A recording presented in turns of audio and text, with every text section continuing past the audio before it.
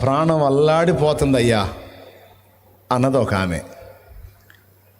నా ప్రాణం అల్లాడిపోతుందా? సరే కానీ అల్లాడిపోతుందని చెబుతున్నా నువ్వెవరివి? ప్రాణానివి కాదా? నేను ఆత్మన్లే. నా ప్రాణం అల్లాడిపోతుంది అన్నప్పుడు ఆ మాట ఎవరని ఉండాలి? శరీరం అన్న అని ఉండాలి, ఆత్మన్న అని ఉండాలి. ఇక నా శరీరం సహించట్లేదయ్యా, ఇక నేను చేయలేను అని నువ్వు అంటే, నా శరీరం ఇక అలివిగాటలేదు అంటే ఆ మాట ప్రాణమన్న అని ఉండాలి, ఆత్మన్న అని ఉండాలి. నీకేం తెలుసు నా ఆత్మ నాలో ఎంత నలిగిపోతుందో? ఈ డైలాగులు కామన్గా మనం వాడే డైలాగులు, అందుకని చెబుతున్నా. లోపల నా ఆత్మ అల్లాడిపోతుంది. ఆత్మ అల్లాడిపోతుంది అన్న మాట మాట్లాడుతుందంటే శరీరమో ప్రాణమో అయి ఉండాలి. చూడు, మనం ఒకళ్ళమే కదా, ఒకళ్ళమా ముగ్గురుమా? ఒక వింత. మనం ఒకళ్ళంగానే కనపడుతున్నాం కానీ మనలో ముగ్గురు ఉన్నారు. ఆ ముగ్గురు ఎవడు కోడే నేను నేను నేను అనుకుంటున్నారు, మళ్ళీ ముగ్గురు కలిసి ఒకడే. ఒరు బాబా ఏంది మాకు ఈ గొడవ అనుకోవాకండి. నా ప్రాణం అంటాడు, నా ఆత్మ అంటాడు, నా శరీరం అంటాడు. మూడు విడిభాగాలు. నేను నేను నేను అనే స్వయం స్పృహ కేంద్రాలు మూడున్నాయి మనకి. ఎంతమందికి అర్థమైందో ఒకసారి చేతులు ఎత్తితే సంతోషపడతా. అర్థమైంది? ఆహా, గ్రేటే, మీరు ఈజీగానే అర్థం చేసుకున్నారు. ఈ పోలిక ఎక్కడి నుంచి వచ్చింది మనకంటే దేవుడి నుంచి వచ్చింది. మనం ఎలా ఒక్కడిగా కనపడుతున్న ముగ్గురుగా ఉన్నామో దేవుడు కూడా ఒక్కడిగా కనపడుతున్న ముగ్గురుగా ఉన్నాడు.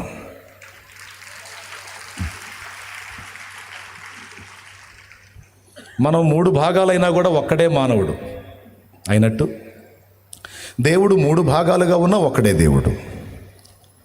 తండ్రి, కుమార, పరిశుద్ధాత్మ, పిత, పుత్ర, పవిత్రాత్మ. ఓకే, ఈ మూడు భాగాలు. స్వరూపం ఇచ్చాడు, పోలిక కూడా ఇచ్చాడు. బాగా వినండి, అర్థం కాని సోది అని చెప్పను నేను. అర్థమయ్యే 4 ముక్కలు చెప్పి ముగిస్తా. నాకు డౌట్ వచ్చింది, దేవా స్వరూపం ఇచ్చావు, పోలిక ఇచ్చావు, మరి స్వభావం ఏదయ్యా అంటే దేవుడిచ్చిన సమాధానం, దానికి వేరే ప్రాసెస్ ఉంది. స్వరూపం పోలిక మీకు ఇవ్వటం నాకు ఈజీ, కానీ నా స్వభావం ఉందే, నా స్వభావం కొద్దిగా నేను ఎక్కువ టైం తీసుకొని అది మీలో నేను ప్రత్యేకంగా రూపుదిద్దాలి. దానికి వేరే ప్రాసెస్ ఉంది. దానిలోనికి మిమ్మల్ని అందరినీ తీసుకొని రావాలనేదే నా ఆశ, ఆకాంక్ష, నా హృదయ వాంఛ, నా ఇష్టము అని చెప్తున్నాడు దేవుడు. దేవుని పోలిక మనకు రావటం ఈజీ, దేవుని స్వరూపం రావటం ఈజీ, కానీ దేవుని స్వభావము అంటే వ్యక్తిత్వము, మెంటాలిటీ మనకు రావాలంటే అది ప్రత్యేకమైన ప్రాసెస్ అట, అది ప్రత్యేకమైన వర్క్ అట. అది మనలో రూపుదిద్దడానికి దేవుడు ప్రత్యేకంగా సంవత్సరాలు పని చేయాలి. ఇప్పుడు ఆల్రెడీ ఆ పనిలోకి మనల్ని దించాడు.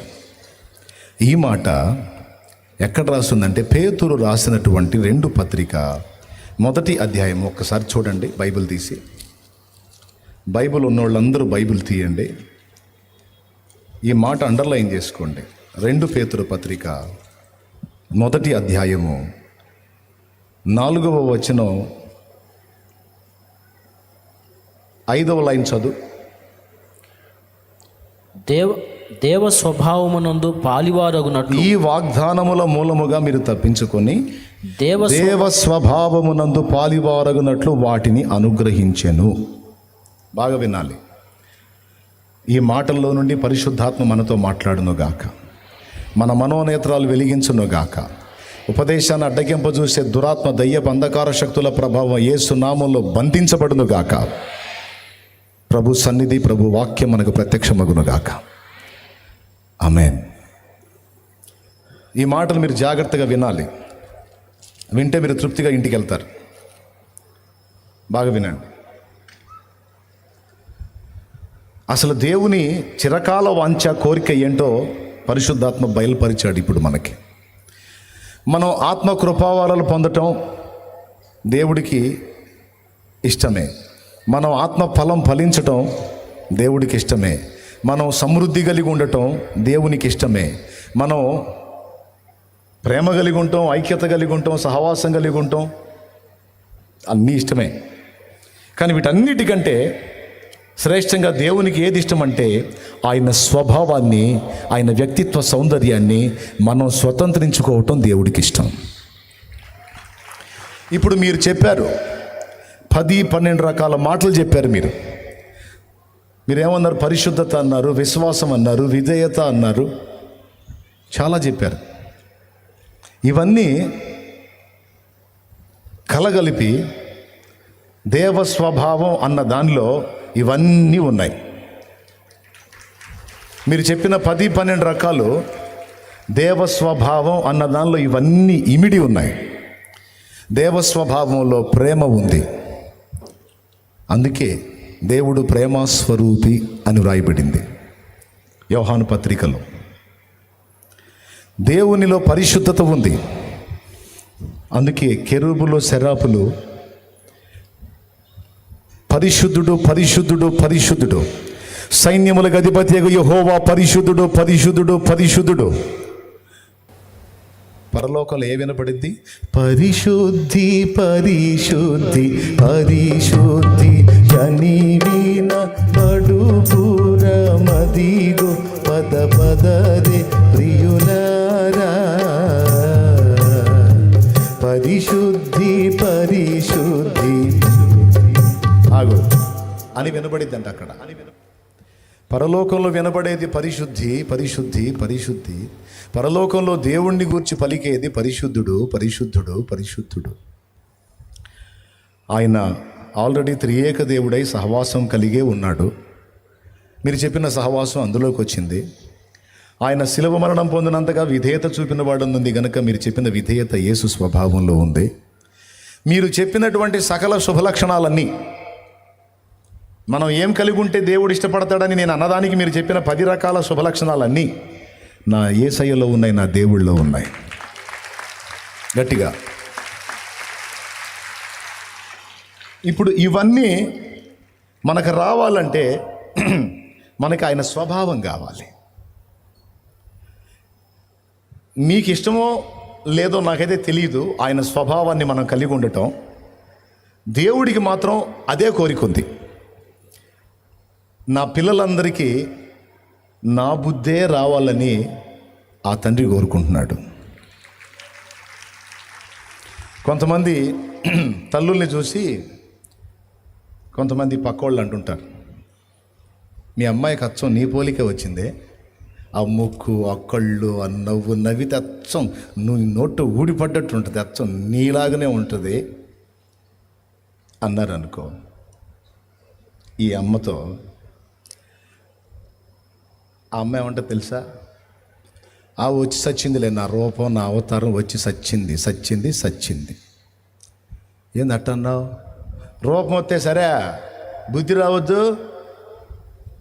మా అమ్మ మా నాన్న సంబంధాలు చూసి చక్కగా ఇదిగో ఇతను నీ భర్త అని చెప్తే పిచ్చోడిని చూపించి నీ భర్త అంటే అలాగ తలోంచి చేసుకున్నా. ఆ దరిద్రపు అట్లేదు, పోయింది, పోయింది, సచ్చింది, పోయి సచ్చింది అంటే ఏం పోయింది?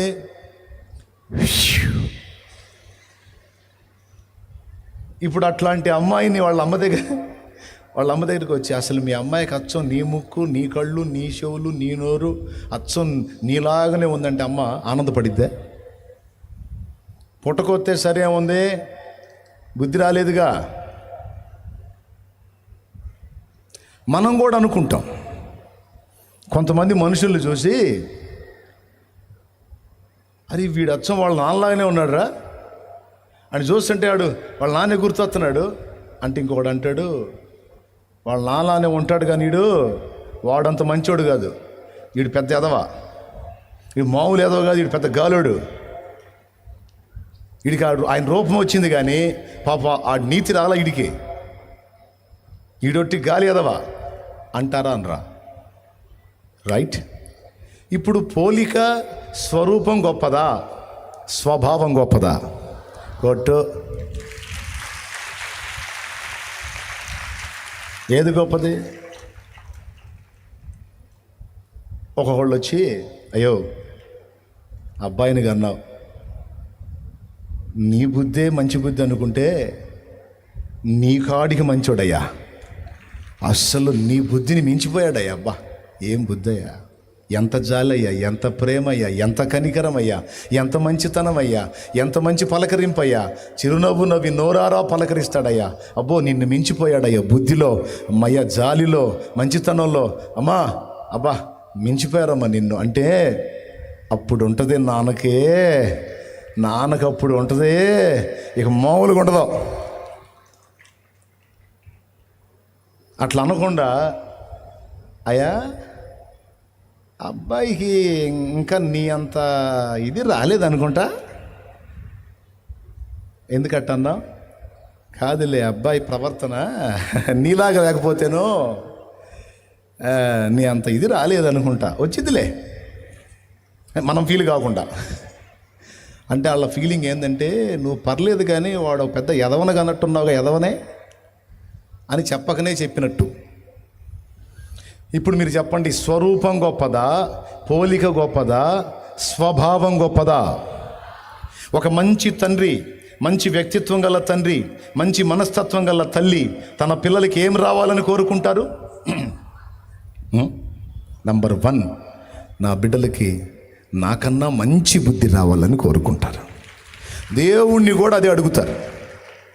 అయ్యా అయ్యా అయ్యా నా కొడుకయ్యా, అయ్యా నా కొడుకయ్యా, నా ముక్కే రావాలి ప్రభువా, నా మూతే రావాలి ప్రభువా, నా పళ్ళే రావాలి ప్రభువా, వంకర పళ్ళు, నా కళ్ళే రావాలి ప్రభువా, మెల్లకళ్ళు అని ఎవరు అడగరు.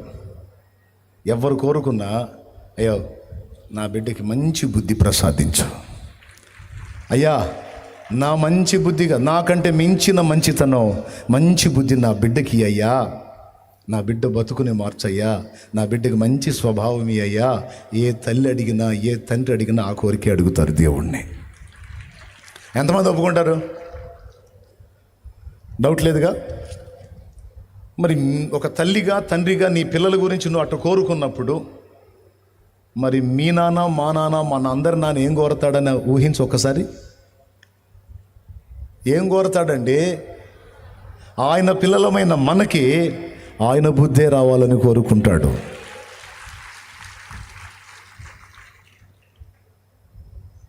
చాలా సంతోషం.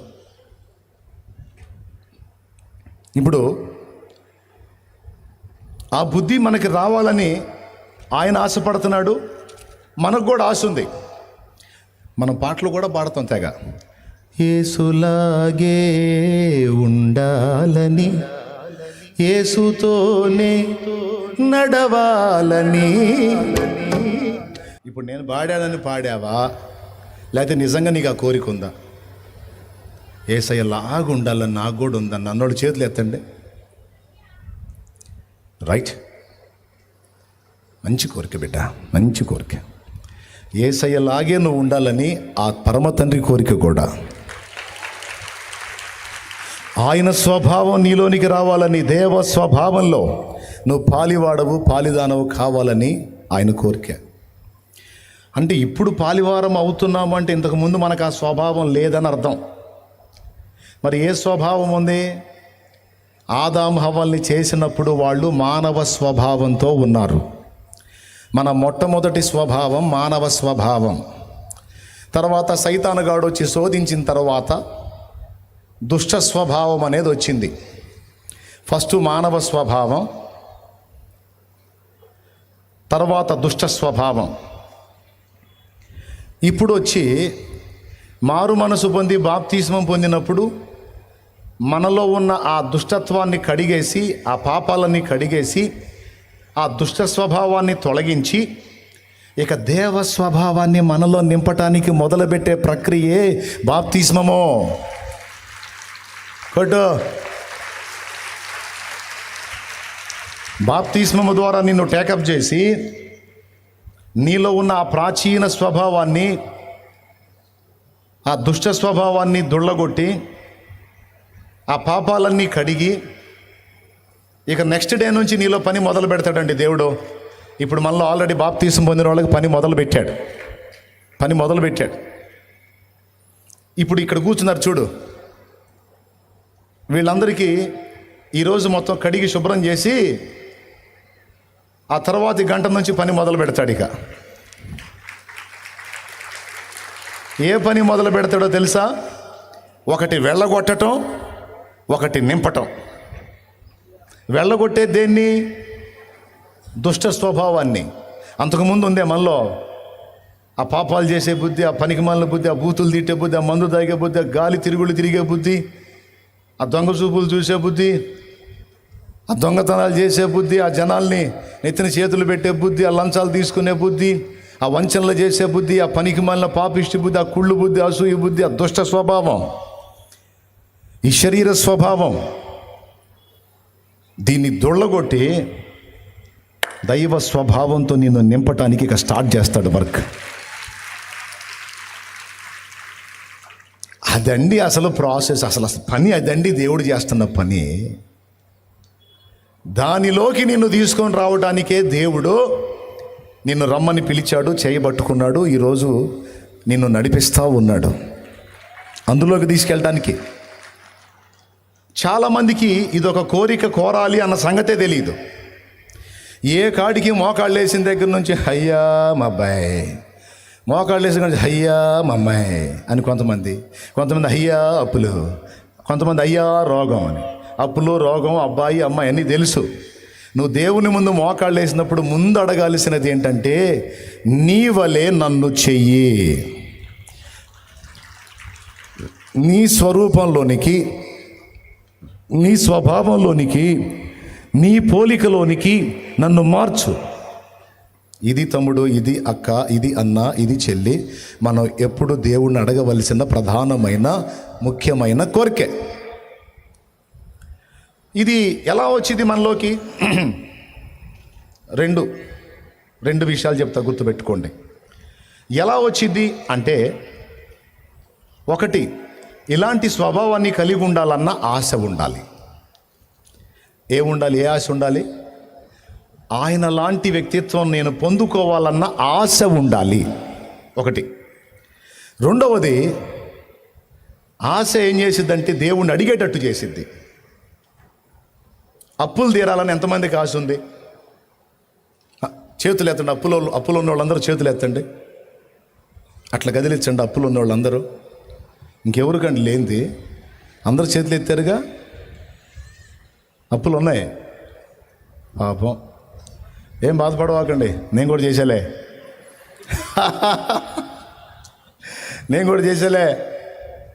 మంది కూడా లక్షల్లో ఉందిలే. దేవునికి స్తోత్రం. ఎంత చెట్టుకి అంత గాలని, ఎంత తోడికి అంత అప్పు. స్తోత్రం. నిజంగా నేను కూడా ఇవ్వాల్సింది ఉన్నాయండి అప్పులు. ఎవరికో నన్ను నీకు అప్పు లేనిది అనవాకండి, ఉన్నాయి. మరి ఏం చేద్దాం, నేను కూడా తీసుకున్నా. అయితే దేవుడు ఇస్తాడులే, నాకేం టెన్షన్ లేదు. నేనేం జుట్టు బిక్కోను, గందరగోళంగాను, నేను కూడు మానుకొని దిగులేసుకొని పోను. పిలిచిన వాడు నమ్మదగిన దేవుడు, నా కోసం ఏ అద్భుతమైనా చేస్తాడు. ఆయన తలుచుకుంటే ఎంతసేపు అట్లంటే అయిపోయి దేవుంది, అవన్నీ తీసేస్తాడు. కానీ దేవుని ముందు మోకాళ్ళు ఉన్నప్పుడు మనం కోరవలసినటువంటి ముఖ్యమైన కోరికే జీవితాంతం మర్చిపోవద్దు. ఎప్పుడు మోకాళ్ళు వేసినా, నా తండ్రి నన్ను నీ వలె మార్చు, నాకు ఆశగా ఉంది, నన్ను నీ వలె మార్చు, నీ స్వరూపం, నీ పోలిక నాకు ఇచ్చావు, నీ స్వభావాన్ని కూడా నాకు ఇవ్వు, నీ బుద్ధి నాకు రావాలయ్యా. ఈ స్వభావం అంటూ నీకు చేత కాకపోతే, కొంతమందికి పాపం చదువు లేని వాళ్ళకి అన్నీ ఏదో అడగమని చెప్పాడు బాయ్, అదేంది ఎందుకు చెప్పాడు అబ్బాయి ఏదో అంటుంటారు. అందుకని నీకు అర్థమయ్యేటట్టు చెబుతా. స్వరూపాలు ఇవన్నీ నీకు అర్థం కావు, స్వభావాలు నీకు అర్థం కావు. కాబట్టి అయ్యా నీ బుద్ధి నాకు వచ్చేటట్టు చెయ్యి. ఈ మొక్క అయితే అనగలవు, ఈ మాట అయితే అనగలవు. అయ్యో ఎప్పుడన్నా మోకాళ్ళే అమ్మా, అయ్యో నీ బుద్ధి నాకు ఇవ్వవా, నీ బుద్ధి నాకు వచ్చేటట్టు చేయవా. నేను కూడా చేస్తా ఈ ప్రార్థన, మీరు కూడా చేయండి. ఒకటి ఆశ ఉండాలి, రెండు ఆయన అడగాలి, నీలాగా నన్ను మార్చు, నీ వ్యక్తిత్వం నాకు కావాలి, ఎందుకంటే అది నాకెంతో ఇష్టమైన మనస్సు. నీ వ్యక్తిత్వ సౌందర్యం కావాలి, నీ బుద్ధి నాకు కావాలి, నీ వలె ఉండాలి, నీలాగా బతకాలి. ఆశ ఉంది కానీ అష్టవంకరలో బతకలేకపోతున్నా. నాకు ఆ శక్తిని ఇవ్వా, నీ వలె నన్ను మార్చవా, నీ బుద్ధి నాకు ఇవ్వవా అని అడుగుతా ఉండు. రోజు అడుగు. నా తండ్రి నీకు ఇయ్యకపోతే అప్పుడు అడుగు. సమస్యలకు పరిష్కారం అడుగుతావు, పరిశుద్ధాత్మ అభిషేకం అడుగుతావు, ప్రార్థనలో ఎన్నో విషయాల్లో జయం అడుగుతావు. మంచిదే, అడుగు. వాటన్నిటితో పాటు అన్నిటికంటే ముందు దేవా నీ బుద్ధిని నాకు ప్రసాదించు, నీ బుద్ధిని నాకు దయచేయి, నీ స్వభావాన్ని నాకు దయచేయమని నువ్వు అడుగు. మనం ఏదైనా సరే దేవునిని ఆశించి అడగకపోతే దేవుడు స్పందించడండి. ఆశ ఉండాలి, అడగాలి. ఏదైనా సరే అలా దేవుణ్ణి అడుగుటయే ప్రార్థన అంటే. వెళ్ళి ఆయన దగ్గర కూర్చొని ప్రతిరోజు కొంత సమయం నీ సమస్యలు ఎన్నో చెప్పుకోవాలని ఉంటుంది, దేవునికి చెప్పుకో. కానీ వాటన్నిటికంటే ముందు దేవా నీ బుద్ధిని నాకు ప్రసాదించు అని అడుగు. ఈ రోజు నుంచి నువ్వు అడుగు. ఇది ఒక బలమైన మాట అండి. ఈ ఒక్క మాటతో ఇంటికి పోవచ్చు నువ్వు. ఇక అయినా ఒక మాట చెప్తా. ఆ బుద్ధిని మన లోపలికి ప్రవేశపెట్టడానికి దేవుడు ఆశ కలిగి ఉన్నాడు. ఆ ఆశ ఎరిగిన నువ్వు అదే ఆశను ఆయన ముందు వ్యక్తం చేస్తే ఆమేన్ అంటాడు. అప్పుడు నీలో ఉన్నటువంటి ఆ దుష్ట స్వభావం, ఆ పాత ప్రాచీన స్వభావాన్ని వెళ్ళగొట్టి తన దైవ స్వభావంతో నిన్ను నింపుతాడు. స్టార్టింగ్లో మనం ఎవరమి? మానవులమే. తర్వాత దుష్టుడి చేత శోధింపబడి ఏమయ్యాము? దుష్టులమయ్యాము. దుష్ట స్వభావాన్ని పొంది దుష్టులమయ్యాము. అలాంటి మనల్ని ఇప్పుడు చేతుల్లోకి తీసుకొని ఆయన రక్తంతో కడిగి పరిశుద్ధపరిచి ఈ దుష్టులైనటువంటి పిల్లలలో ఉన్నటువంటి ఈ అవిధేయత, పిల్లలలో ఉన్నటువంటి ఈ ఉగ్రత పాత్రమైనటువంటి ఘటముల్లో ఉన్నటువంటి ఆ దుష్టత్వం, అవిధేయత, ఉగ్రత పాత్రమైన నేరములన్నీ తొలగించి దేవుడు తన స్వభావాన్ని మనలో నింపటానికి పని చేస్తున్నాడు. ఇప్పుడు చెప్పండి, ఒకవేళ నిజంగా మనం పూర్తిగా దైవ స్వభావంతో నింపబడ్డామనుకో, ఆ తర్వాత మన కేడర్ ఏంటో తెలుసా? దైవములు. అసలు మనల్ని ఏం చేయాలని చేతబట్టుకుంటున్నాడో తెలుసా? దైవాలను చేయాలని కోరిక, ఆయన కోరిక. అది మన మీద ప్రణాళిక. మనమేంది? మనం దైవం ఏంటి? దైవాన్ని మనం ఆరాధిస్తాం, మనం మొక్కుతాం, ప్రార్థిస్తాం, కానీ మనం దైవం అవటం ఏంటి? నేను చెప్పేది నిజమమ్మా. నిన్ను ఒక దైవంగా మార్చాలనే యేసయ్య నిన్ను చేతబట్టుకున్నాడు. ఎంతమందికి అర్థమైందో మరి చేతులు ఎత్తితే సంతోషపడతాను, నిజంగా అర్థమైతే. దయ్యములాగా ఉన్న మన బతుకుల్ని, దుష్టత్వంతో నిండిపోయిన మన బతుకుల్ని చేతబట్టి ఆ దుష్టత్వాన్ని మనలో నుంచి వెళ్ళగొట్టి దైవములుగా మార్చాలనేదే యేసయ్య కోరిక. యేసయ్య ఏమై ఉన్నాడు? మానవుడై ఉన్నాడు మరియు దేవుడై ఉన్నాడు. ఇప్పుడు మనం ఏమై ఉన్నాం? ముందు మానవులమై ఉన్నాము. తర్వాత దుష్టుడి శోధనకు లోన ఏమయ్యాము? దుష్టులమయ్యాము. ఇప్పుడు మనల్ని ఏం చేయాలని కోరుకుంటున్నాడు? దైవములను చేయాలని కోరుకుంటున్నాడు. అది తమ్ముడు దేవుని ప్లాన్.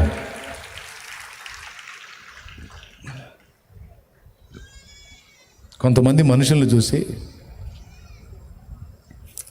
మా అమ్మ దేవత లాంటిది. మా నాన్న దేవుడు అని పిల్లలు చెప్పుకుంటారు. ఎవరమ్మ వాళ్ళకి దేవత, ఎవరు నాన్న వాళ్ళకి దేవుడు. కర్ర తీసుకొని బాదారు అనుకో, ఏమంటారండి? మా అమ్మ దెయ్యం, మా సరే వదిలేండి. కొంతమంది మనుషులు చూసి అంటారు, అయ్యా దేవుళ్ళలాగా వచ్చావయ్యా, దేవుళ్ళ లాంటి అయ్యా, అమ్మా దేవుళ్ళ లాంటి దానివమ్మా నువ్వు అంటారు. ఏదో ఒక సుబుద్ధి మన దగ్గర చూసి, ఒక దానగుణం, ఒక దయాగుణం, ఒక కనికరం, ఒక మంచి బుద్ధి మన దగ్గర చూసి, అమ్మో నువ్వు దేవుళ్ళ లాంటి దానివమ్మా, అయ్యో నువ్వు దేవుళ్ళ లాంటోడు అయ్యా అంటారు.